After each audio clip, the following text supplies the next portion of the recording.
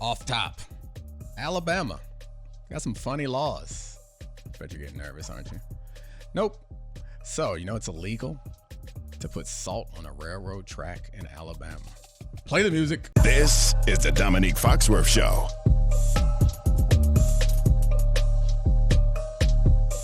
What up, Charlie? And my son taught me that. Really? Yeah. I don't know what YouTube video he was watching, but it's about cows being killed or something. I was literally going to ask what the reasoning was. Yeah. It put me down this rabbit hole of all these other weird Alabama laws, like you can't sell peanuts on Sunday. And anyway. One time I'll tell you a crime that I was part of committing in Alabama, but I don't know the statute of limitations, and so we'll save that for another podcast or off air. You can't spray silly string in Mobile. Huh. All right, so we got a lot to talk about. We got a finals preview to do. We want to talk about the future of Jaylen Brown and honestly, like the future of NBA roster construction through that Jaylen Brown conversation. I got a Caleb Williams topic that I want to get to. He's the future #1 overall pick out of USC, who's a DC native and should use his power, which I'm sure you're not surprised that I'm going to say that. We'll get to that at some point. But before we get to any of that, I need to let the listeners and viewers in on the conversation we were having beforehand. If you're on YouTube, which you can go to watch this show, you can see that Charlie has on a Taylor Swift concert tee because he went to the concert at MetLife in New York, I guess New Jersey technically, and he was telling me some things that I was shocked by. So where do we start? Where do we start with the ridiculous Taylor Swift? My first question is, I've seen like TikToks and videos of what's happening there. You think if Taylor was like, hey, yes, everybody in here, follow me to the State House. We're going to take over the state of New Jersey.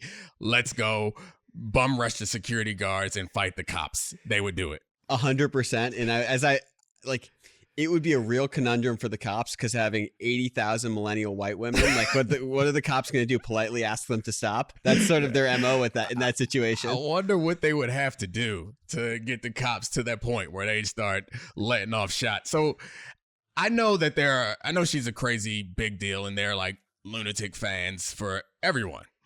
And I imagine that of the 80,000 people that were there, 20, 30,000 of them were completely nuts. So give me some good stories. way more than that. Way more than that. So first of all, you get to MetLife. Okay. And you have to, if you park in one of the parking lots, you have to cross the highway in this I don't know how to describe it. It's like a tunnel, but above ground tunnel, a tube type of thing. And you walk in this horde of people who are all, I mean, it's conscious 80% women, 80% people 25 to 40 years old, all dressed with different eras of Taylor Swift, from the country era, it's like her Bad Reputation era, to 1989. They're all dressed different. So you have like glitter tuxedos. Bad Reputation is the album.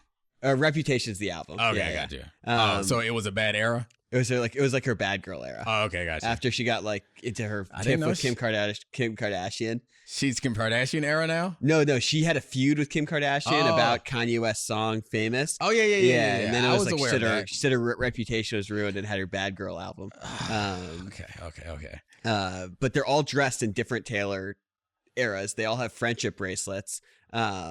They all know every single word to their song. She's co-opted friendship bracelets that belongs to her? I didn't know what this was, but apparently it was a throwaway line in one of her songs where she talks about friendship bracelets. And then you look at this concert and there's 80,000 people with like 25 friendship bracelets that all have like different Taylor lyrics or albums. Aww. That's cute and sad. But like she's going on at 8 p.m. 7:55, you just have an 80,000 person chant of just people going, "Mother, mother, mother." They're calling Taylor mother. Shut the I swear to God. And this is like Phoebe. They call her mother? Yes. And like Phoebe Bridgers is performing ahead of time. No one is listening to a word she's singing. They're just chanting for Taylor Swift. They see this countdown. They're like, it's bleeping Taylor time. And then she comes out. She's got like an 80-yard stage and she touches every corner of it. The production value is insane. She goes for 3.5 hours. Takes at most like a 90-second break, and people sing every word of it for 3 hours. I know people talk about like she's a great athlete. elite at least endurance athlete. Yeah, endurance athlete to go 3.5 hours of performance with a 90-second break across hundreds of cities, probably 3 nights a week. Goodness, 14 gracious. weeks. She's about 6 feet, right? Yeah. I saw her at some- a coffee shop in Nashville. She's like tall. She don't got no post moves. No, she's built like Manute Bol. Oh man. So Nashville, why? Oh yeah, you went to Vanderbilt. Yeah. So she was supposed to be in my grade at Vanderbilt. Oh, she And then got accepted to And then Vanderbilt. she got famous and obviously didn't go. Oh. But so she lived like a block off of campus, and there was like a sandwich shop that like a lot of us would go to hungover on Sundays, and she was there, not like frequently, but So what happened when you shot your shot? there was no shot shooting. She was already like famous at this point. Oh, She was okay. dating celebrities at this point. She walked in and everyone she'd like walk into this bread and co and everyone would get like silent and be like start whispering, and she'd just walk by and you could just see that she was like, year ago I was normal and now I'm mother. The fact they call it mother. So the fan thing is interesting to me. Like, I'm no judgment on people who like become super fans of someone else, like whatever, that's fine. But I don't think I have that in me or whatever it is like that.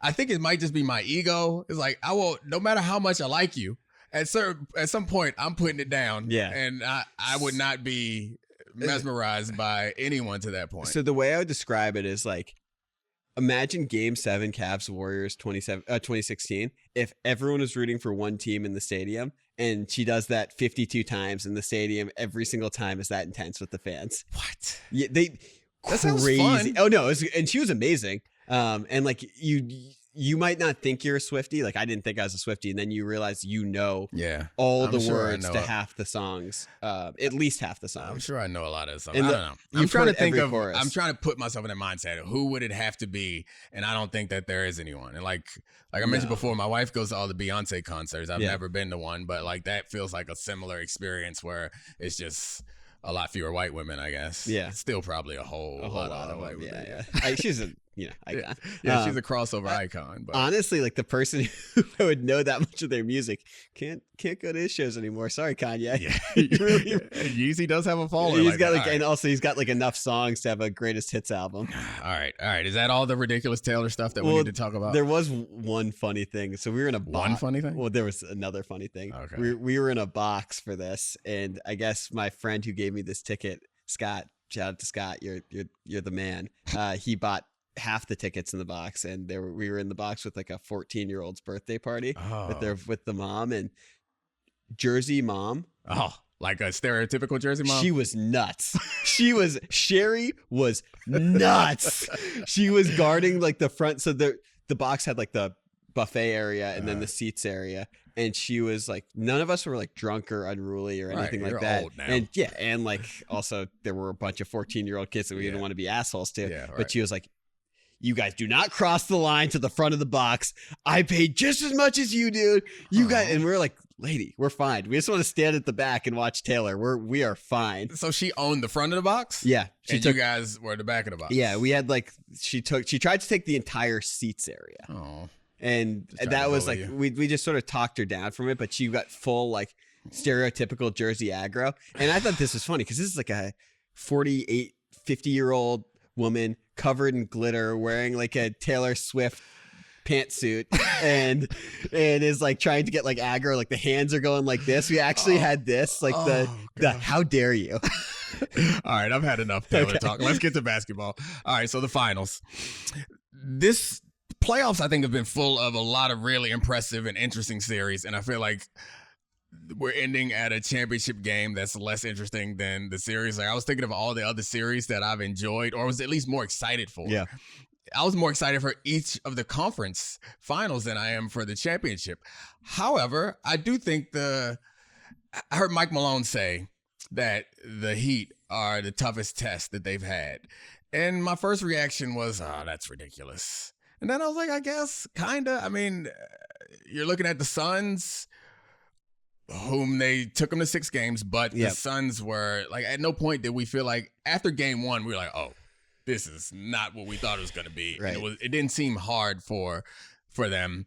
The Lakers, they swept, but they were close at the end. What of a close sweep. It was one of those close sweeps. But I guess, are you buying it? No. You aren't. I think I am. No, they had 2 games where Devin Booker and Kevin Durant like each scored 40 points, and Booker was shooting like 75% from the field, and we were like, well, shit, if he does this 2 more times, anything could happen. Yeah, there's nobody on the Heat that can do that, and I don't think that there's any matchup that scares them in this series. Yeah, that was my big thing when we were talking about it. I was talking about it with Monica McNutt. It was like, where do you have the advantage? I mean, that's how I tend to like break down sports, is like, where do you have the advantage? What's the answer to the advantage? Like, it starts at that central piece, and I'm trying to figure out where they have the advantage. Like, Bam is faster than Jokic, but the Heat play at a slow pace. They don't want to speed it up and increase the possessions. When you're playing against a more talented team, the more possessions you have, the less likely it is that you're going to like prevail. The Heat play slow because of that. And the Nuggets are comfortable playing fast, especially with Jokic outlet passes. Like, they play fast. And I also just think that, the Heat have had a bad offense all year, and they've been able to drag teams into the mud with them, make it a rock fight. And Jimmy's been able to like make clutch basket after clutch basket, draw fouls, can stop runs. Like, the Nuggets, when Jokic is on the floor, are a historically great offense, and that is not going to get stopped by the Heat's zone or anything in the Heat's defense. It's a terrible matchup for them. But I mean, this is part of the Heat's thing where they could be up 3-0 in this series and up by 20 points in game 4, and I'd still be like, terrible matchup. The Nuggets are going to win. Yeah. But I mean, so then where do you, looking back at the Celtics series, we can say it was 3-point shooting. The difference in their 3-point shooting, we can say, was kind of the difference in this. Yeah. If we get to a point where the Heat are up 2-0. Yeah. Or are tied 2-2, what would have happened in those games? That's the thing I'm having a hard time imagining. And it wasn't that hard to imagine the Heat doing that to the Celtics, because they did it last year. Like, they took it to Game 7, a shot away, and there last was year. Something really off with the smell of this Celtics team from the Hawks series on. The Nuggets smell great. They smell those crispy nuggets. They smell so dank, fresh out the oven. All right, so we were talking different Nuggets. I know. I went to the Disney Nuggets. I went to the Denver Nuggets. Perfect. Yeah. So you guys, like, what's the path for this to look different? Yeah, I just say, what would you have said happened? Like, after this, they win. Say they're up, or it's 2-1 going back to. Or it's 2-1 before game 4. What would have happened in those wins? I think that there are a few things. The first short one, of injury. No, I was going to say Jimmy Butler taking more than 10 free throws a game, I think, is a huge one for the Heat, setting their defense and slowing down the pace. Caleb Martin in the conference finals scored 19 points a game, averaged 6 rebounds on 60% shooting and 48% from 3. As the heir to Austin Reeves, if he's able to keep his performance at this rate, it actually changes the Heat's offense, because you have a second perimeter creator. And of course, if Hero comes back, potentially you have 3, and the optionality of their offense is a lot different. And then the really obvious one that I do not think is going to happen is that Bam becomes, we talk about bubble AD a lot. If he becomes bubble Bam, where he can actually start making elbow jump shots, taking dribble handoffs to the rim hard, and is an effective scorer on Jokic. Exploit that. I mean, Jokic is framed as weak on defense, which I think is a fair characterization of him if you're looking for a weakness in his game. But he hasn't been abused by the pick and roll in this playoffs. But of course, they're also, he hasn't faced.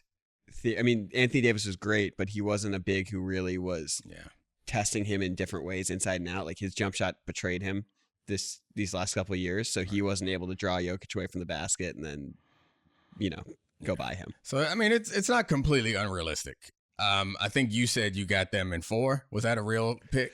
You don't think the Heat can get 1? I got them minus 3.5. So in 0 or 1. All right. I mean, I'm giving them 2, just Heat culture, which is amorphous and fun to just point to when you have nothing else to say. Just say Heat culture. But actually, they're the toughest, most conditioned team. Like, the thing about the Heat, and this is actually something that we should give them credit for, is them not just completely gacking and rolling over and dying in Game 7 against the Celtics after losing 3 consecutive games, is an absolute testament to the fact that they're not going to roll over no matter what against this against this Nuggets team. It's going to be Spo yelling "burn the boats" every single game. Yeah, well, we'll see what they can put together for next year's run, because we've already all kind of accepted that they lost the finals, which isn't fair. Yeah. They're 8th seed. They've already defied logic a bunch of different times, but I think people are already talking about Damian Lillard, but they'll have room to. I think that this team, with their coaching staff, Butler, and like the flexibility of their roster, should be considered the favorite or the co-favorite with anyone else in the East going into next year. That's an interesting. I was going to go pivot to the Jaylen Brown contract conversations, but remember when we thought the East was better than the West this year, and we're like, the East is finally better. We always talk about the West, but the best teams are in the East. Look at all these good teams. And the 8th seed made it to the finals. Yep. The Bucks' future is kind of interesting and not all that exciting, considering the age and the contract situations around their players. Yep. You have the 76ers moving on from their coach, not sure where James Harden's going to be, and Embiid's injury concerns and health is always hanging over him. Am I missing anybody, like, before you get to the stability that is the Miami Heat? Well, I just think that, like, the bloom came off the rose even for the young teams this year. Like, the Celtics. Well, Celtics and even some teams like Cleveland and Toronto, that before the season we were looking at them and we were like, okay, is Evan Mobley going to be the next Tim Duncan or Kevin Garnett? Not that he's not like an incredibly promising player, but them flaming out against the Knicks the way they did in the postseason was significant. The Raptors fired their coach. Fred VanVleet might walk. Scotty Barnes regressed as a shooter. So even though the young teams are slightly less appealing in the East, but to me, it's those three. It's the Sixers. What's going on there is fascinating. Like, do you have any faith in that team figuring it out? None. I mean, Tyrese Maxey's going to have to become his best version of himself all the time. Right. That's their hope. Tobias Harris turn back the clock. I don't know what they can do there, and Embiid get some new knees. And doesn't, like, when Embiid gets old, it might get like. Do you remember like old Shaq? Like we might see Celtic Shaq Embiid. Embiid's not young either. No, I think he's 30 next season. Yeah, that's crazy. How old Embiid is already. And anyway, the Celtics is probably, I would think, before this series, actually before this morning, if you asked me what team I would want to like own or coach or be a fan of going forward, who has the most promising future, I would have obviously said the Celtics. And I still might say the Celtics, but part of the reason why I was saying that was because I still think Jaylen Brown is an incredibly valuable piece that they control. But you and I had a conversation this morning about the implications of the new CBA. And I guess our general feeling or coming out of that is it's going to be hard to add players once they sign him, which isn't like, it's always hard to add players, but you can always do it. Yeah. You're not going to be able to do it going forward. Unless you like match salaries perfectly. Yeah. And get someone. Well, so I guess the interesting part about this to me is Jaylen Brown's eligible for an extension. He has one more year on 5 years, $295. Yeah. He has one more year on his contract. Yeah. Normally when a player is eligible for an extension, there's no reason to discuss it. You sign him because it was easier to move him. Because the ethos of NBA roster management was don't lose an asset for nothing. Right. But now because of the restrictions on what you can trade and how the money has to be perfect, you can't add straight cash to the deal. Having an asset just to have an asset, it's not going to necessarily be easy to move him. So you're not committing to, or you are committing to Jaylen Brown and Jayson Tatum as your future in a way that you never have before in NBA history, because you could move a guy. You could package up some stuff and get him out of town. Now it's like, no, if you sign him, it's going to be almost impossible to trade him. And it's going to be even more difficult than it's ever been to bring in pieces around him. So the question that we've been having is, can you win with Jaylen Brown and Jayson Tatum as the core of your team? My answer has always been yes, because I think I've been viewing this as how the NBA CBA impacts player movement in the past. And now it's going to impact it in a way where I'm hesitant. I might be more comfortable with having a little bit of space to make some other decisions. Yeah. I mean, look, he's a really limited superstar. Right. And that's not to say that he's not a star player. Like, he made second team All-NBA, both because of durability and because of talent. But you're basically getting someone. He's been the Celtics' fourth best perimeter defender this year. He's been a degrading defensive player for the last couple years. He does not pass the ball. He does not handle the ball. And do you remember in the 2014 finals when LeBron got cramps? Mm-hmm. And a lot of the story after that game was like, wow, LeBron got cramps. They lost game one. How could that happen? He's supposed to be like this ultra durable athlete. But the story for me was, you looked at Dwayne Wade and he could not create offense on his own without LeBron on the floor. Mm-hmm. And when that got exposed with Wade, it was exposing that he's at a different state of his career. With Jaylen Brown is exposed as he's not a 1B. We thought the conversation began to switch after last year's finals when Tatum had the hurt shoulder and Jaylen Brown actually was this aggressive offensive player who could use advantages against the Warriors. Maybe they have a 1A and 1B. They don't. They have a 1B and a 3. That's Jaylen Brown is a third piece on a really good team. Do you think that with a healthy Tatum and Jaylen Brown being, even if he's a 3 and he never gets any better than that, they're better off attaching themselves to that pair for the foreseeable future, or, and obviously it depends on what they can get for him, or trying to move Jaylen Brown now? Because of the extension, because he made All-NBA, he's now eligible for an extension that he wouldn't have been eligible for otherwise. Right. Which means when a player like that gets extension eligible, you give him the extension. Yeah. You can't now just bring him back and have him play under this other contract. And if you try to do that, then you get to the point where you lose him for nothing. So back to my original question. Would you move him now? I would trade him this offseason. Absolutely. Try to get him off your roster. Well, it's not getting him off my roster. There are plenty of teams that would want. Well, it's not like I'm trading him because I just want to get rid of you. I'm trading him because, okay, if they won a title with those two, it would be a historical anomaly of the best two, of those being your best two players winning a title. Like, we went into 3 Eastern Conference series with the Celtics, and except with the exception of the Hawks in round 1, Jayson Tatum wasn't the best player in any of them. Like, on paper, I know he outplayed Embiid in the conference semis, but I think if you were to ask, would you rather have Embiid or Tatum in a vacuum, you'd say Embiid. And same with Jimmy Butler or Tatum when it comes to playoff series. So you're basically saying you're going to win the title with someone who's sort of out of the realm of best player in a title team. That doesn't happen often. So, it happens in 2004. And then the other thing is when that happens, the team is so spectacular. And I think you could even say that about the 2014 Spurs. Right. But you're going to look at the Celtics team, and Marcus Smart is aging out of the player he was. Robert Williams can't stay on the floor. Al Horford is old, and he has minutes where he can look great and minutes where he can look like he's not the same guy. Grant Williams is probably going to leave this offseason. Right. And unless you expect Tatum and Brown to take significant jumps, Malcolm Brogdon also old. Right. Tatum and Brown to take significant jumps and go from being nice star pairing to superstar pairing, then like you have to trade one of them to try and win the title. So my pushback would be look around at the other pairings and who has a better pairing than them, even if you're considering Jaylen Brown. Apparently it's Jimmy Butler and Caleb Martin. Okay, let's be serious. Caleb Martin was better than Jaylen Brown.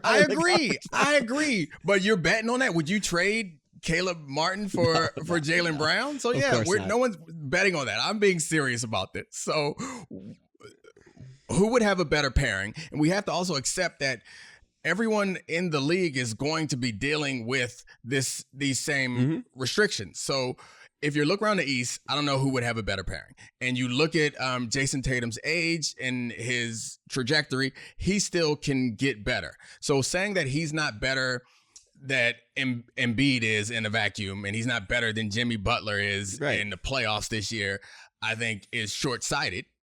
And I think we're going to have to accept that Jaylen Brown is not going to get better at the things that he struggles with because he's been struggling with those things ever since he got in the NBA. And presumably, especially after last year when it was on the biggest stage, it was exposed, like you can't dribble, you can't pass. Presumably, he put all his effort into improving that, and he had the perfect opportunity to demonstrate it for all of us in Game 7 when Jayson Tatum's ankle got rolled, and he didn't get there. He's just not an interesting player because he doesn't make his teammates better. I mean, that like there's limits of. So I guess that's a limitation for Tatum too. Is that their roster construction is guys who are isolation scorers in certain ways, and like. That's never been my cup of tea as basketball players, so I might be biased. I rambled long enough that I got you off of the question of the duos. Yeah, of like what's a duo right now that you would project is a more talented? Because right now you're making the argument that Jayson Tatum's not the best player on the court in major series against the Eastern Conference. Yeah. But now if you put them together, who's a better duo going forward? And I guess I'm trying to make the argument. They're the ones playing in the finals. Jokic and Murray is the obvious one. Just in the East? Yeah, just in the East.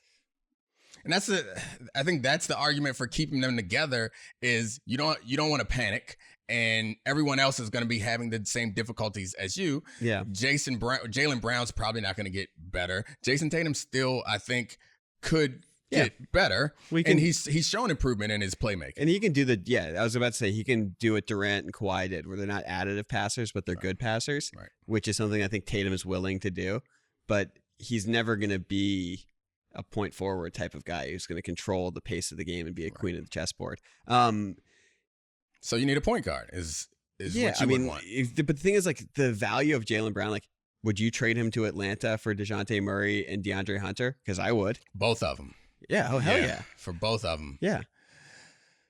Yeah, I think so. If you would have asked me this before these conference finals, I probably would have said no. And probably before I started to look at the implications of the new salary cap, I would have said no. Give me this core, and I'll continue to like go into the luxury tax and make trades that I'll have to pay for way off in the future to build up a roster around them.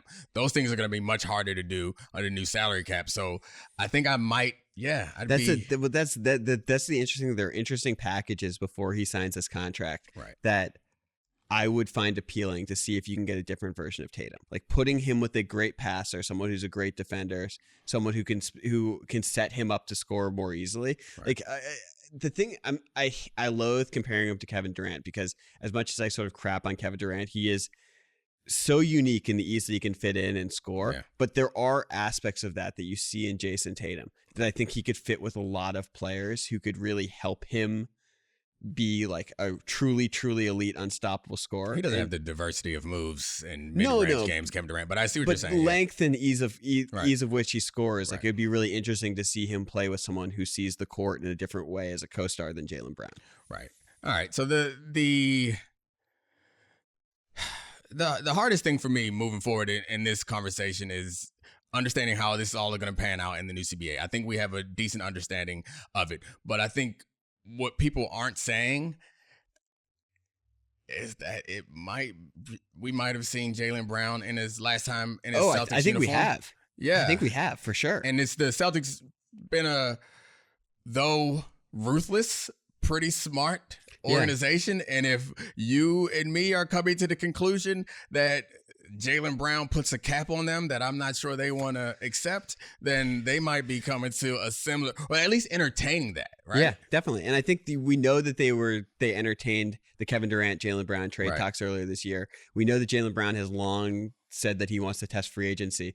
But the interesting thing to me, and this is something that we never would have said with the prior CBA, with a 26-year-old wing going into his prime with a max contract, which is the second he signs that contract, he is a bad contract for the organization. And I think that's the big thing that we can walk away as you and I try to get our hands around how the new CBA is going to impact player movement, how it's going to impact roster construction.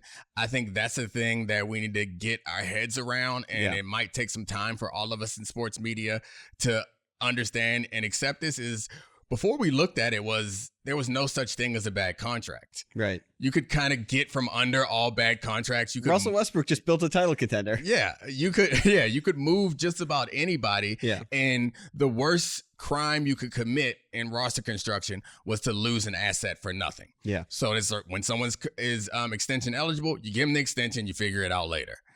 But now I think we're moving into a world where you actually are going to have to make a real decision about whether you sign these people to the extensions, and the first big test of it is going to be Jaylen Brown, and they could impact their championship aspirations dramatically. And it's all from making all NBA is the crazy part. They actually put in the Jaylen Brown stipulation in the new CBA had he not made all NBA, where he could have gotten a 40% raise instead of a 20% raise. And I think those contracts, ironically, are going to become incredibly valuable. Guys who get the baby max, that rookie max, and then have the 40 or 30, whatever teams negotiate, that little bump.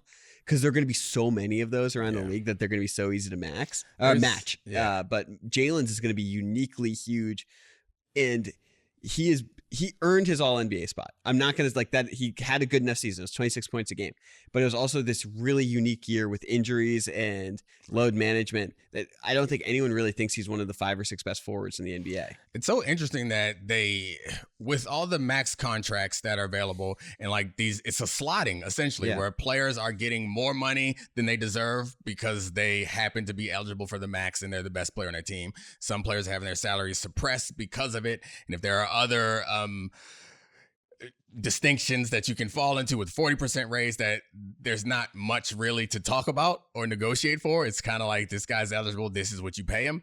But having these players like that available, and having I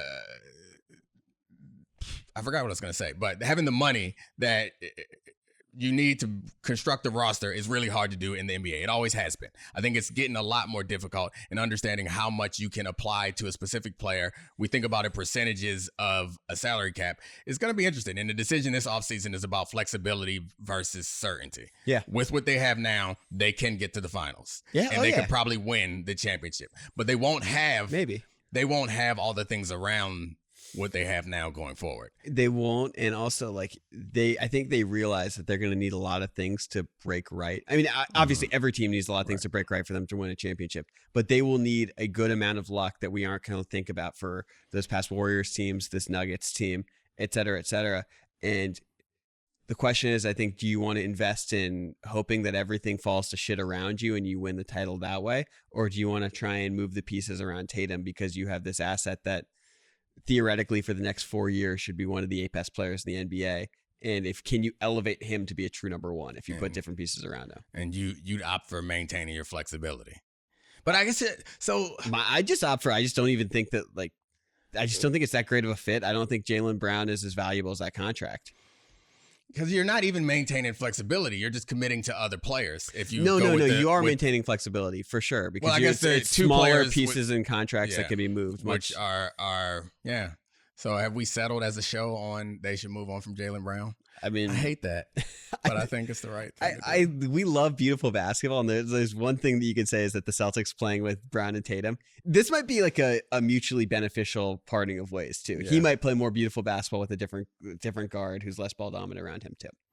Yeah, I don't know where that's going to be, where he's going to play better than he's played. He's been all NBA. You think he's going to be all NBA somewhere else? Oh, no. I mean, he might just love putting up empty stats somewhere. That's such a weird thing about how some of these distinctions or not all these distinctions are decided by NBA writers. Yeah. And it can impact your salary while also you have load management, as you mentioned before, impacting all of that stuff. It's just a weird thing that the NBA has to create these, you know how I feel about player movement and player freedom. That's when I become like a real capitalist. It's like, I don't want all these rules. We don't need a salary cap, because once you institute a salary cap, that's when you start to institute all these other rules to try to make it fair. And it only gets more and more complicated and less fair for the players, honestly. Yeah. But why do you need the writers involved? You need them involved because you don't trust any other way to do it, and you need to give players so much potential upside. But for players who are at the top, there are lots of players who are making as much as players who are much more talented than them. Yes. And that, to some degree, limits the ability of other teams, because you might be able to build a team that's a collection of a bunch of really good players, but you're going to have to give somebody the max because he's the best player on your team. And then you have to move on from all these really good players. So all these distinctions, I don't think make for a better product for us on the court. I completely agree. I like. Oh, I'm shocked. I thought you were going to take the management side. No, I know. I think like the salary structure for the NBA is completely broken. Like whether it's no salary cap or no max salaries, and actually like put the screws to teams to balance their cap in a way that's it's lazy. that values players correctly. To me, that's more interesting than just being like, oh, like you're scoring these inflated numbers in a league that's playing at a really high pace with people not trying in the regular season. You get a max contract and you get a max contract and it's all equal. And like, that's, I mean, look, we're in DC. Yeah. The pitfalls of that are really obvious to us. Just you're paying Bradley Beal and you did it with Wall and you're just like, you have someone who's scoring because that's just what happens in the NBA and you pay them. And it's like, that's silly management. And also, and the Celtics didn't pay Isaiah. Yeah. And he was on his way to that. Backing up the Brinks truck. Yeah. Oh, it's so sad. They brought him out there too. That made me sad too when they brought him out there to like get hype for the game. Like y'all did him right. Y'all did him dirty. They did him so dirty. And then they brought him out there to like get them fired up, which is why they lost. They got cursed. You and I have both had that hip surgery, and it's like fairly unpleasant. Yeah, it is pretty unpleasant. It wasn't that unpleasant for me because I'm tougher than you. That's true. But it sucked. Yeah. I mean, I was like sitting at a desk on crutches in my office job afterwards, being like, I was playing football. Yeah. And the NFL. Yeah.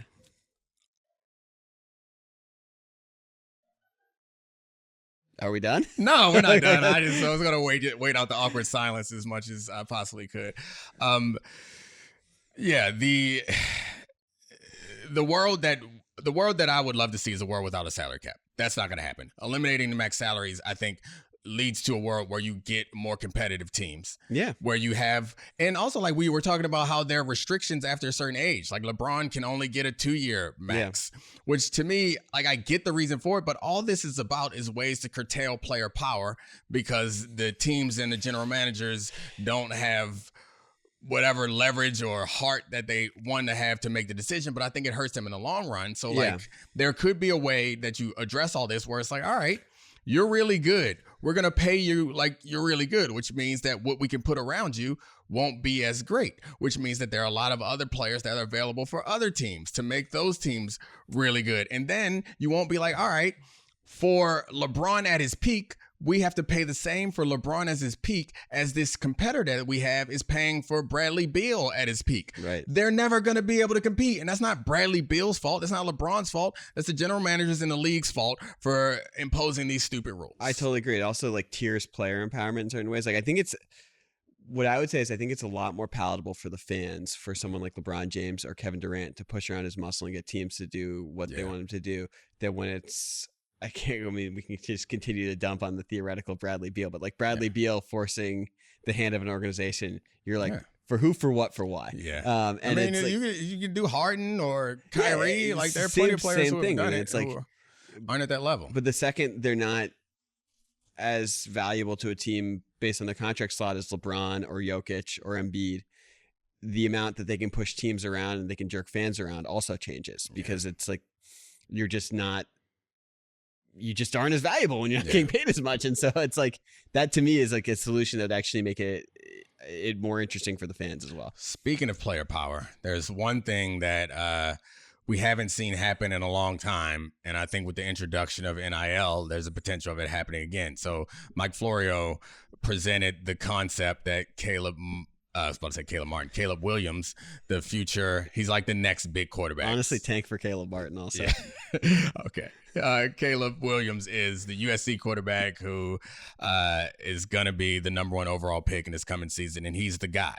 Like every 5 to 10 years, there's a guy that we're like, all right, this is a can't miss guy. Yeah. And we're normally right about those guys. And he's the next one.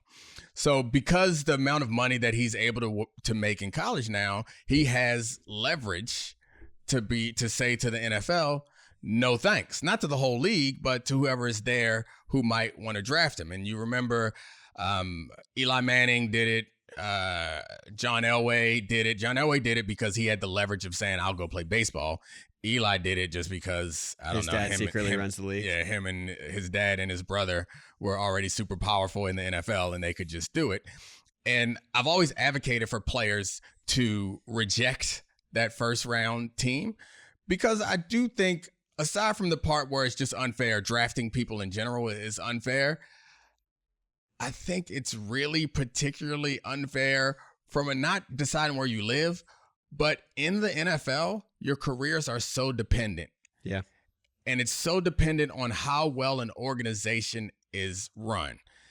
And that determines how much talent you get around you. That determines how well you're going to be coached. That determines how well you're going to be protected. Like, there are a lot of things that are decided by that. And to me, the idea that a player with that type of talent and that type of value can have his career ruined if he ends up in a bad organization. Like, it not only sucks for the player, which is what I care about, it sucks for all of us, and it sucks for the league. Because as bulletproof as the NFL is, it's still better with stars. You don't think it was good to have Trevor Lawrence playing for a coach that was kicking kickers and not a professional organization his first year in Jacksonville? No. I mean, like, I think this is fascinating. First of all, shout out to Mike Florio for giving us this little gem of content. Thanks, Mike. That you completely made up and had no sourcing to Caleb Williams, but maybe Kyler Murray leaked this to you. The thing that's a bummer to me is that we've seen, like, I can't remember the last 3 generational quarterbacks are Trevor Lawrence, Andrew Luck, and now Caleb Williams. Is none of them are really ending up in, major markets with established teams and coaches that haven't been like disastrously run. And I guess Andrew Luck was coming off the Peyton Manning era, but Irsay, Trent Baalke, the whole thing was bizarre. That's the real benefit of the NBA draft lottery. Yeah. Is that there's a chance that they're not going to an awful organization. Yeah. The NFL, unless Peyton Manning randomly gets hurt, like, there's really not much of a chance that you're going to go to an organization that is good. Yeah. And I just I guess that's the big thing is, like, if it's not Arizona, who's going to possibly have the capital or the ability to trade up for that pick? Unless Caleb can have enough leverage, he can sort of actually choose where he's going to go. Right. And he should. And Roger Goodell should be a part of making sure that he does. Because I think the NFL, the quarterbacks are all that matter as far as people are going to watch football no matter what. But they're going to watch it a lot more when you have good competitive quarterbacks in a bunch of different cities. And I don't think so. My theory on quarterback development has always been, like, the best quarterbacks in the league are more a product of their situation than they are of their own talent. Yeah. If you look around, you notice that a lot of all the top quarterbacks in the league came into good situations. Yeah. And I think that when you get drafted number 1 overall or top 5 overall, you clearly have the talent to succeed. Why do so many of them fail? And why do, like, so many quarterbacks that are drafted in the middle of the first round or later, or first pick in the second round, or all the way in the 4th round, like, those quarterbacks succeed because they land in good situations where the organizations develop them well. Patrick Mahomes would have been good anywhere. Patrick Mahomes is great because he walked into a team that was already loaded with a coach that was really smart. What? You're laughing at me. What? No, just like I'm glad that you included Patrick Mahomes in that. I'm surprised. Oh, yeah. I'm surprised because, I mean, I think maybe the greatest quarterback of all time. We can go down the list. Like, I mean, Dak Prescott, he would not have been good everywhere. Yeah. Like, he was a 4th round pick. Things worked out so that he was on a loaded team at the time, and he was good enough, and he got better. Russell Wilson, he was a 3rd round pick. He landed in a good situation. They didn't put a lot of pressure on him. He got better as time went on. It worked out. Like, that's true of all of slowly arguing that Joe Burrow is actually the best quarterback in the NFL. Absolutely. Joe Burrow's the only one that I can think of in recent history where you dropped him in a crap situation and things were fine, because that O-line was garbage. They gave him one good receiver, and then he was off and running. So Joe Burrow is the one that you could say is the exception to this rule. But name a quarterback that you think. Aaron Rodgers, great situation. Time to get ready. This is such a chicken. This is such a chicken and the egg thing, though, because, like, the quarterback also makes the situation. So sometimes it's hard to parse, where it's like a lot of these pieces and these situations seem better when they have the quarterback. It's not that hard to parse when you look at these teams, though. Like, all the teams that I'm naming were teams that were good and competitive the year prior, right? Like, these aren't teams. The Packers they were competitive. They had Brett Favre, who started to fall off, but they were good and competitive. Obviously, the same thing with the Cowboys and with the Chiefs. And I don't remember exactly how good the Seahawks were, but they seemed like they were pretty damn good. Yeah, they immediately had an incredible defense. So. Yeah.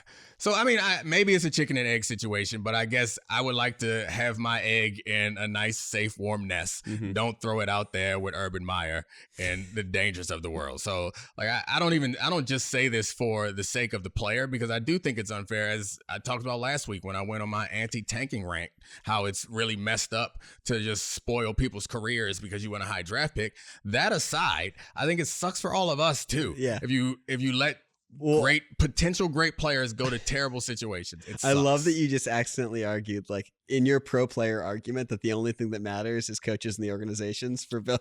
I'm not saying, yeah, that's fair. I did tell myself in that corner, but this is one thing that I learned when it comes to winning arguments is you got to give people. You got to walk them up to it. You got to explain it in a way that they would appreciate. So for all the people who were offended by my player first rants last week, now I'm saying no. This is about what's good for the teams and organizations and what's good for all of us as fans. A better product. No, I mean, it's overall really interesting of how this is going to play out too, because if we have been privy to the rise of Caleb Williams in DC, but he's been a true prodigy who's wanted to flex his power since he became a college quarterback. Yeah.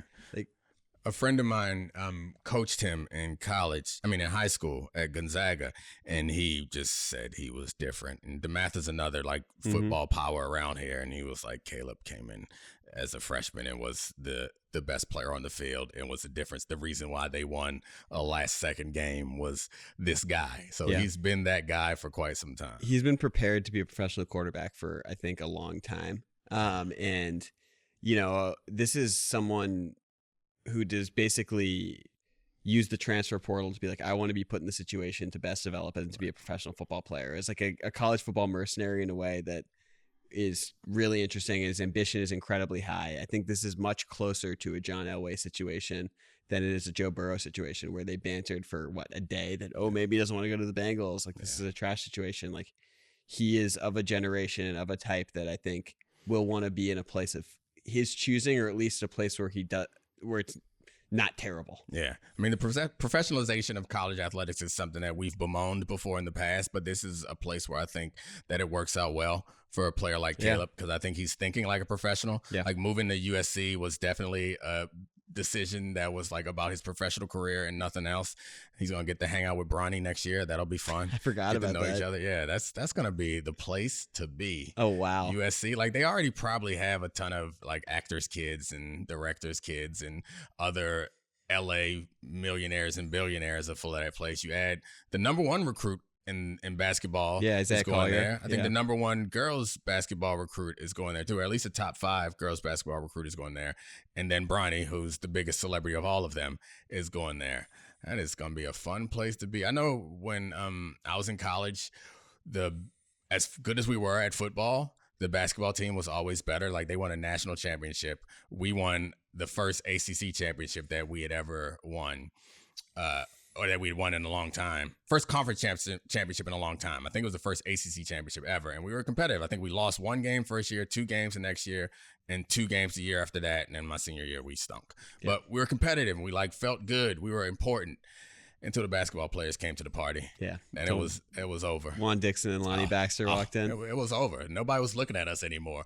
I bring that up because I think that's what's going to happen in USC. You think so? Once Bronny shows up, you think Caleb's a bigger deal? He might be the first player since Archie Griffin to win two straight Heismans. That could be a big deal. Yeah, but I guess I'm thinking about a big deal to us and sports fans. And Bronny's a real deal, like real celebrity. I guess we got to look at the social followings. I'm sure Bronny is a bigger social so that's what following. I mean. Is like when Bronny shows up, yeah, Bronny goes to the top of the list, no matter how good Caleb is. This is going to be the big thorn in LeBron's side of playing with his son. That guy is not going to want to leave USC. He might get a PhD and be there for like another 10 years writing a research paper. No. This is I certainly don't want to compare Bronny to Kendall Roy, but succession is in my mind, in that it doesn't matter how much money or power, influence that you have. if you've been dreaming of being an NBA player your whole life, like that's still going to be more attractive, I think, than just being like the coolest kid on USC's campus. You think he's just going to be grabbing Sam Presti by the face going, I'm the eldest boy? He is the eldest boy. He's already been on the floor when you won a chip. Yeah. Back when he had braids. I've seen that picture too much. I guess that wasn't when they won the championship. I'm talking about the baby pictures. That was just him in Cleveland. He was really young. I remember him on the like championship dais when they won in Miami, and he was like a wee lad at that point too. What is life to people like that? I can't imagine. Like thinking about Taylor Swift looking out at 80,000 people chanting her, I was going to chant her name, calling her mother 3 times a week, all across the United States and probably across the world. Oh yeah, she's going to Europe after this. That's got to be real challenging to. Do you think you lose your sense of reality a little bit? Your reality is not real. It's not real. I would not blame Taylor Swift if she did something crazy, because how could you not be crazy if you are in that? And the same thing for Bronny. Like his whole life has been freaking weird. And I don't know, I guess him and his father have some extra ability to at least appear normal in the face of craziness, which is a skill. I love LeBron, but I would never say he's appeared normal. Considering as normal as he could be. Yeah. I mean, LeBron hasn't done anything too crazy. He just lies occasionally. He's just weird. Yeah. He's a little weird. No, how could you not be? Oh, no, it makes total sense. He's a lot less weird than he should be. Yeah, that's a lot less weird than he should. Yeah. I don't know. What's your favorite weird LeBron thing? Is it him rapping lyrics that he doesn't know? The fake books, the lying and saying he knew everything? I can relate to rapping lyrics that you don't know. But you don't film yourself. Yeah, I don't have that. I'm not an internet guy. And then you don't see that video of you rapping the lyrics you don't know, and they're like, fucking killed it. Let's send this out to my 150 million followers. I've lied about books that I've read before that I haven't actually read. Yeah, we're friends with Mina and Pablo. Sometimes you just gotta fucking lie and pretend you've read it. I read that. I also made it through high school. Yeah, and never read any of those things. Like that's a good point. Yeah, I didn't read anything. Yeah, it's easy. I knew Spark Notes either. Oh yeah, you're fast. No, I just smart enough to finagle my way around that. It was fine. In college, I didn't read because I was fast. Yeah, that's fair. All right. Good times, Charlie. Appreciate you. Thanks, Addie, Sarah, Christina, and Podville. We out. This is the Domonique Foxworth Show.